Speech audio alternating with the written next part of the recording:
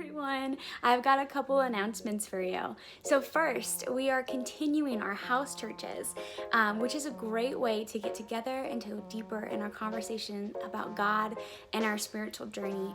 So we have two meetings. We have it at 10 a.m.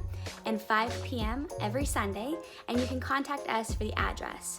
Also, we are meeting together once a month on September 27th at 9 a.m. We're going to gather together outside, and it's going to be a sweet time of fellowship, worship, and a time in the Word all together. And we're so excited to see you there. If you have questions about that, we'll also have our address for that in our bio on our Instagram page. And also, for those who have been giving and you want to continue to give to the Lord during this crazy time, your faithfulness, God sees it and He blesses it. There are multiple ways that you can give. You can give on our website. You can download our app, or you can text COIN to 7797. And God will bless you for that. And we love you so much. We can't wait to see you. We can't wait to be with you and to go deeper with you in our lives and our relationship with the Lord. And yeah, we love you.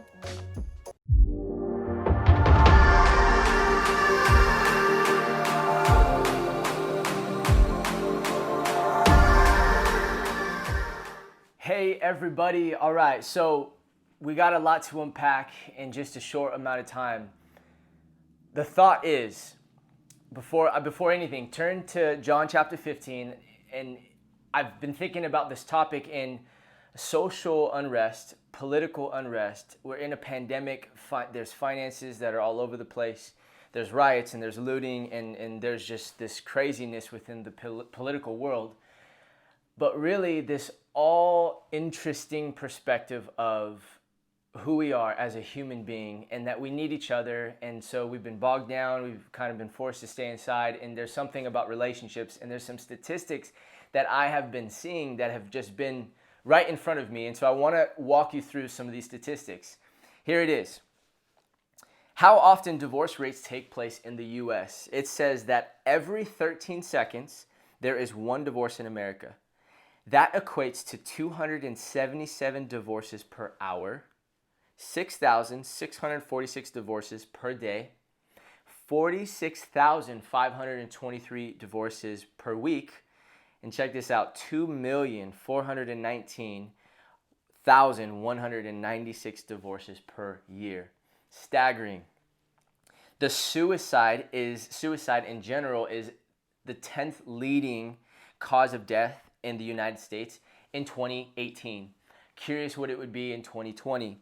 I found this all online in credible sources. It's really important that we know that, but that's 2018, so we're in 2020. 48,344 Americans died by suicide in 2018. And there were an estimated 1.4 million attempts of suicide. Here's another interesting one. The age-adjusted suicide rate in 2018 was 14.2 per 100,000 individuals. The rate of suicide is highest in middle-aged white men. In 2018, men died by suicide 3.5 times more than women, and on average, there are 132 suicides per day. White males accounted for 69% of suicide deaths in 2018. In 2019, and I'm sure this has gone up, Cigna, which is an American worldwide health service organization, and Ipsos, which is a global market research organization, surveyed 20,000 U.S.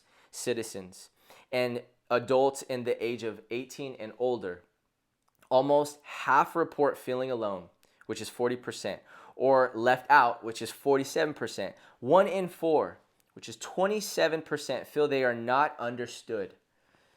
2 in 5, 43%, feel relations are not meaningful and they feel isolated. 43% Generation Z, which are those born after or about 1995, was found to be the loneliest generation.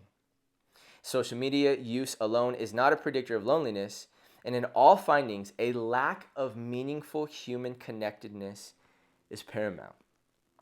I say this, I share this because there is something about human connection. There is something about relationships. And the scriptures will allude and point back. The entire story of God is our relationships with God and with others. It is both vertical and it is horizontal. And there's this passage of scripture in John chapter 15, and Jesus, he shares really what it means to be understanding that we have to put him first. And when you look at marriage or singleness, when you look at dating or engaged, what happens with divorce? Because hopefully the ultimate goal is to get married. And why is divorce so staggering? Why has suicide gone up? Why is loneliness such a prevailing expression in our day and age? And here's the thing, I want to make this super clear. This isn't a one-shot message or conversation to fix all of this.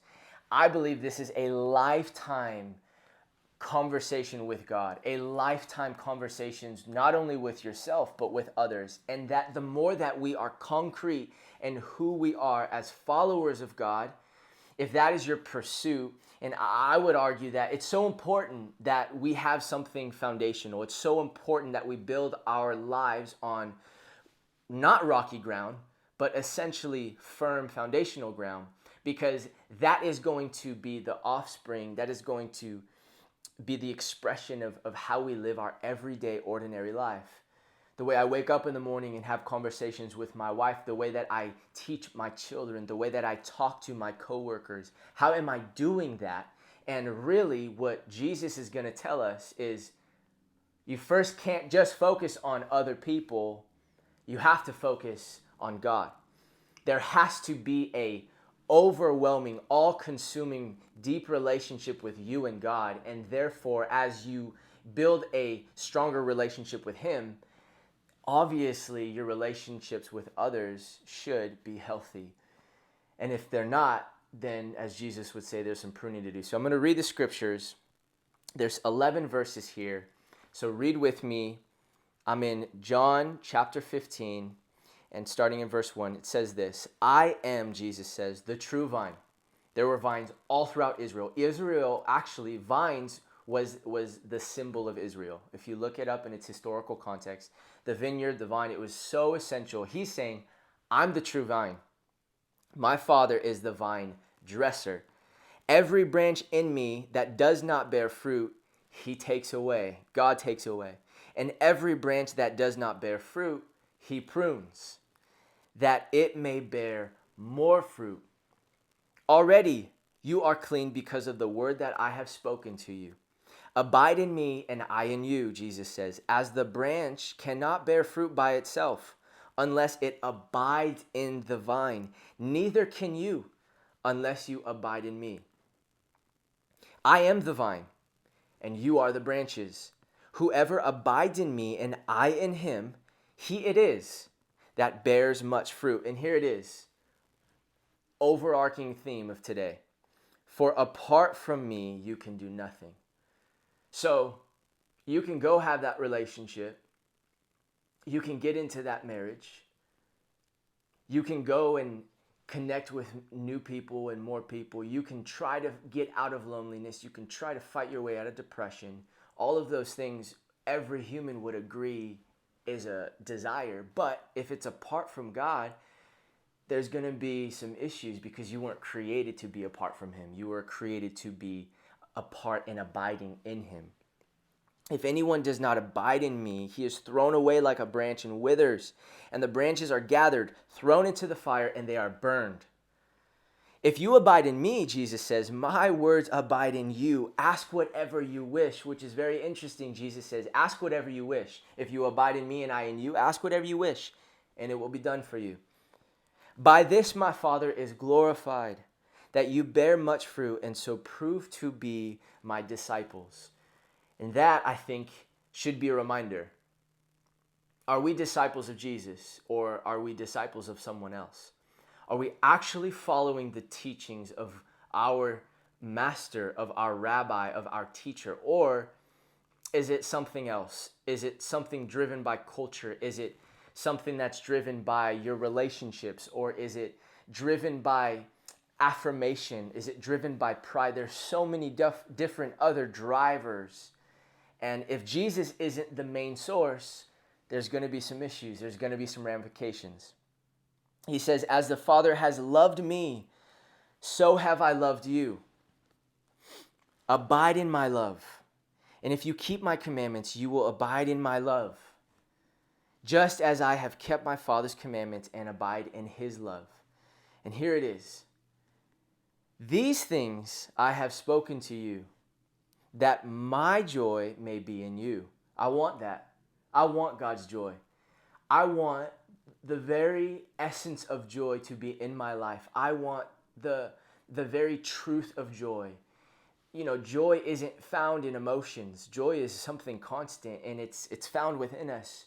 But I truly believe it's only through God that we can have joy. And he says this, I've spoken to you that my joy may be in you, and that your joy may be full. Depression, suicide attempt, loneliness at a staggering rate, especially here in 2020. I'd be very curious what the new statistics are. And then, unfortunately, a highest form of relationships, which is marriage, which is coming together, which is joining two people together and not creating a contract, but a covenant, which is a whole other conversation, and vowing to each other. I've done a couple weddings so far, and there is a vow. There's never a contract of, yeah, if it's like this, I have an out, or I have a certain amount of time. It is I promise, I am vowing, I am giving you my all in sickness and in health. I'm giving you all of who I am, and I am going to be okay with the longevity of working on not only myself, but our relationship. And really, furthermore, every marriage that I give, it's always, hey, God's got to be first. Hey, in your loneliness, God's got to be first. In your depression, God's got to be first. And again, this isn't a one type of conversation and then it's all fixed because you've listened to this message and listened through it. But really, if you would take what Jesus is saying, not so much what I'm saying, but take what Jesus is saying at its worth, face front value, man, he is basically saying God is the vine dresser and Jesus is the vine. And I am the branch. And the branch will produce fruit. And if I'm not producing fruit, he needs to prune it. Because the goal should be an everlasting amount of fruit that is oozed out into people's lives. Not only our lives, but others. Have you ever had really tasty fruit? It's just so good when it's like, I love cold fruit. And you just, a hot summer day, you take a nice bite of it, a plum or an apple. And it's just like the juices in that fruit, if it is healthy, are incredibly nutritious for me. And so I have a couple points, and we're going to call it an end. And I hope this is conversation. You know, what we're going to start doing is adding it from our house churches, the questions that we have been giving to our community. And I love this because there's so much more dialogue. There's so much more cognitive expression and really thinking through what the scriptures have to say. And in our case today, what Jesus is having to say about putting him first. Because next week, we're going to continue on in verse 12. And if you read ahead, he says, hey, here's this commandment with each other. So now he's saying there's got to be something important here. And he goes into the importance of it. And so if you're here and you're in the room, if you're listening on the other side of this camera, here are some takeaways. The first is, if you're taking notes, the vine cannot produce crop of which it is capable without severe pruning. And Jesus knew that. Here's the next thought. There is a continual pruning in the life of a person who follows Jesus. Notice, Jesus said, it's not going to be easy. I haven't promised you an easy, perfect life. There will be trouble. We just gone through 1 Peter. There will be suffering. There will be heartache. There will be mess ups and brokenness. But in that, we're going to be pruned. And Jesus is pruning us through it. So basically, uselessness invites disaster. These useless fruit that aren't bearing much fruit, it's disastrous. The fruitless branch is on the way to destruction. So be okay with Jesus' pruning. Be okay with actually having him first and foundational and actually abiding in him. And here's the last. This is why we must not allow pride to seep in. We just talked about it last week. And tell us, we don't need God. We don't need to grow, or we don't need to be pruned. That's all for today.